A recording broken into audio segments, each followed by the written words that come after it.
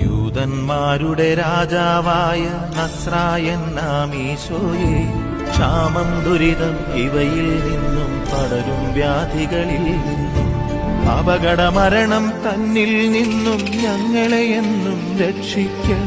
അപകടമരണം തന്നിൽ നിന്നും ഞങ്ങളെ എന്നും രക്ഷിക്ക.